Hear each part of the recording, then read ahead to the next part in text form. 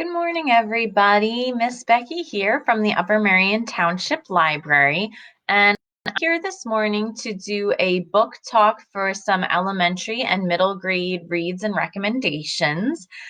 We had been doing these book talks in the afternoons, but for the month of May, we are switching to do them on Friday mornings at 10:30. So every Friday at 10:30, if you come to the library's Facebook page, you can join us live to get some book recommendations for that elementary middle school age group. And honestly, a lot of the books I recommend are great reads for adults too. So if you're a parent or even if you don't have kids, but you happen to be watching, there are some great books here for everybody. I'm going to highlight a few different ones today, all different genres. So depending on what your preferences and the sort of things that you like, you may find something that works for you that you really enjoy.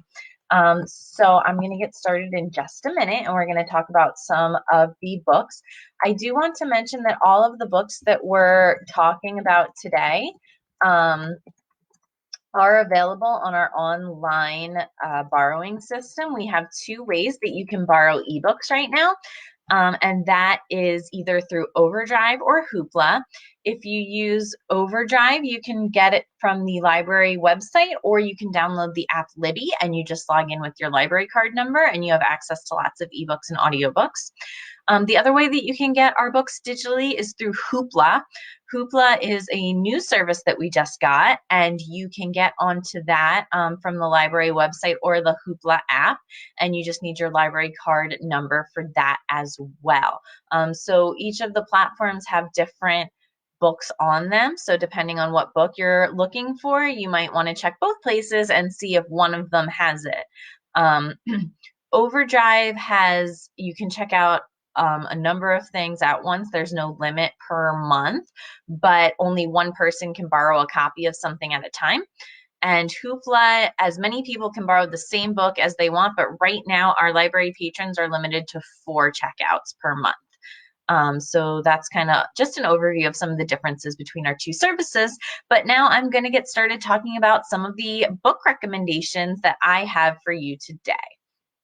So the first one is called Fairest of All by Serena Valentino, and it is kind of a twist on the classic Snow White story from the perspective of the villain of the story, which is the evil queen. So let me read you the summary in this book first. The tale of the young princess Snow White and her evil stepmother, the Wicked Queen, is widely known. Despite a few variations from telling to telling, the story remains the same. The queen was jealous of the girl's beauty, and this jealousy culminated in the queen's attempt on the sweet, naive girl's life. Another tale far less often spoken of is the one that explains what caused the queen to become so contemptuously vile. Still, some have attempted to guess at the reason. Perhaps the queen's true nature was that of a wicked hag, and her beautiful, regal appearance a disguise used to fool the king. Others claim that the queen might have hated the girl for her resemblance to the king's first wife. Mostly, the queen is painted as a morally abhorrent woman who never loved another being during the course of her miserable life. In fact, the theories about exactly what caused the queen's obsessive vanity and jealous rage are too numerous to catalog. This book recounts a version of the story that has remained untold until now. It is a tragic tale of love and loss, and it contains a bit of magic. It is a tale of the Wicked Queen. All right, so if you enjoy traditional fairy tales or Disney movies, this is an interesting twist on those stories told from the villain's point of view, and kind of gives the explanation for why was this villain such a bad person? Why did she do such horrible things to Snow White? So just a really interesting look into that. This book is also the first in a whole series of villain tales, and there are other ones about Maleficent from Sleeping Beauty, Mother Gothel from Tangled, Ursula from The Little Mermaid, and even the Beast from Beauty and the Beast, though not technically a villain. Still interesting to kind of see his point of view of the story. All of these books are available on Hoopla. to borrow as ebooks. So you can check them out there and give them a read. It's a pretty quick reading. The books are about 250 pages, pretty big font, so they go quickly. Great for anybody who's into fairy tales. Upper elementary, middle school should do well with this. So I recommend this one, and if you enjoy the first one, there's a whole series for you to check out. All right.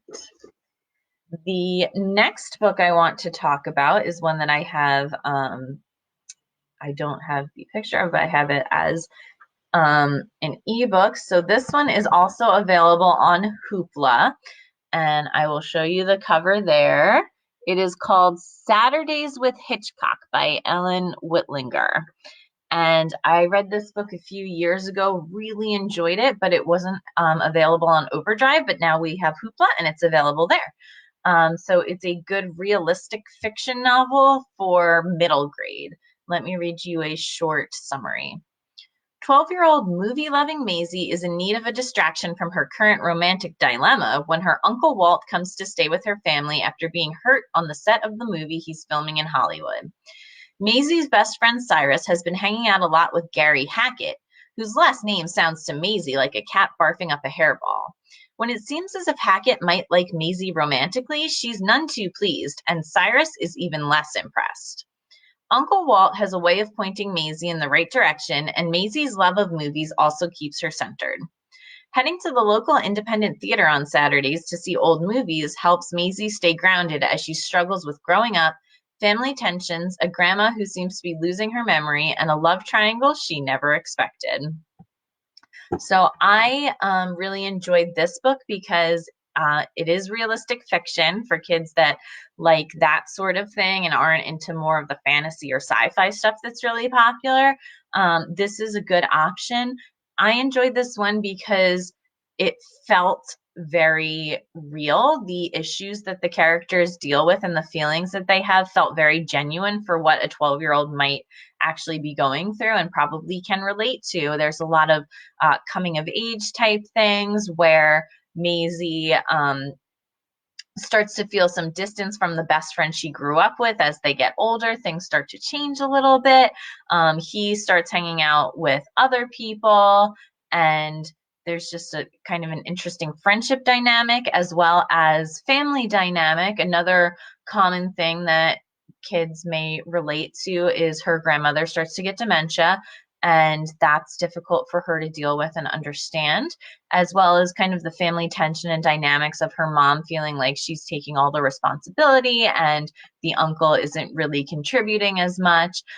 So just a lot of things that are fairly commonplace but still difficult topics that don't always get addressed because so many books deal with like much bigger topics. The other cool thing is that there's a lot of movie references. So if you're into movies, she talks about the movies that she goes to see every Saturday, a lot of classic films and different movie quotes. So that's kind of just like a fun little tie-in for that book. So that is a good one. All right. The next book I am going to talk about is on Overdrive. So let me just pull that up. I have the app Libby on my phone that I mentioned earlier. So this book that I'm going to talk about is Refugee by Alan Gratz. While it is technically a fiction book, it's very much based on real life events and occurrences. So just a very good read. Let me read you the description. As you can guess from the title, it is about refugees, but it's about 3 different situations and refugees throughout history. And it kind of tells their stories independently, but also weaves them together. So here is the description. Joseph is a Jewish boy living in the 1930s Nazi Germany. With the threat of concentration camps looming, he and his family board a ship bound for the other side of the world. Isabel is a Cuban girl in 1994. With riots and unrest plaguing her country, she and her family set out on a raft, hoping to find safety in America. Muhammad is a Syrian boy in 2015. With his homeland torn apart by violence and destruction, he and his family begin a long trek toward Europe. All 3 kids go on harrowing journeys in search of refuge. All will face unimaginable dangers. from drownings to bombings to betrayals. But there is always the hope of tomorrow. And although Joseph, Isabel, and Muhammad are separated by continents and decades, shocking connections will tie their stories together in the end. This action-packed novel tackles topics both timely and timeless: courage, survival, and the quest for home. So obviously the topic of this book is a little bit intense, serious, but I feel that it's a really important topic, something that is worth reading and talking about. Even though the book is written geared towards the middle grade audience and the characters in them are in those like preteen, early teenager years, I think it's a great book for not just middle school, but also high school YA and adults. Honestly, I recommend this book to adults all the time because I think it's a really great way to show more about the topic of refugees and the struggles that they go through. I used this book for a middle school book discussion last summer, and my kids were very passionate about the topic. A lot of them didn't know much about the plights of refugees, and then upon hearing about this and reading their stories, they had so much to say on the topic. They were so moved by the stories that they wanted to figure out what they could do. We talked about how some of those issues are still pertinent today and the parallels between what was happening in the 1930s, the 1990s, and now.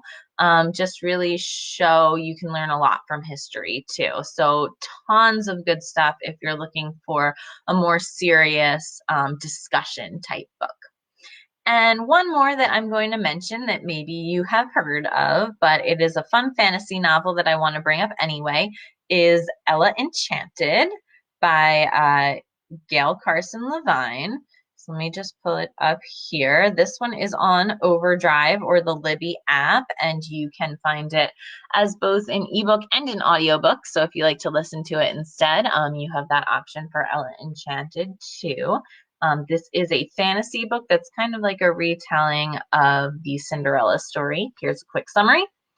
At her birth, Ella of Frel receives a foolish fairy's gift, the gift of obedience. Ella must obey any order, whether it's to hop on one foot for a day and a half or to chop off her own head. But strong-willed Ella does not accept her fate. Against a bold backdrop of princes, ogres, giants, wicked stepsisters, and fairy godmothers, Ella goes on a quest to break the curse forever.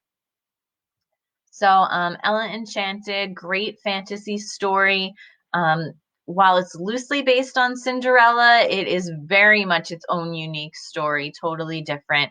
The curse that Ella is put under is ridiculous, and she has to struggle a lot to figure it out. So sometimes that can be silly, but of course it's also quite serious too. And the character of Ella is very inspiring. I think she's a great role model for kids and for girls, and that she has this strong will to try and break her curse and go on this quest, and very inspiring character. And for those that like fantasy, there is all of that all of those typical fantasy elements of the magic and fantastical creatures that she meets along the way and that sort of thing. If you've seen the movie version that they made, the book is pretty different, so you may find it a totally new experience if you haven't read the book, but maybe you've seen the movie. So I recommend that if you enjoy fairy tales and fantasy, which goes along with our summer theme, by the way. This summer reading theme is Imagine Your Story. So all about imagination with a lot of focus on fantasy and fairy tales.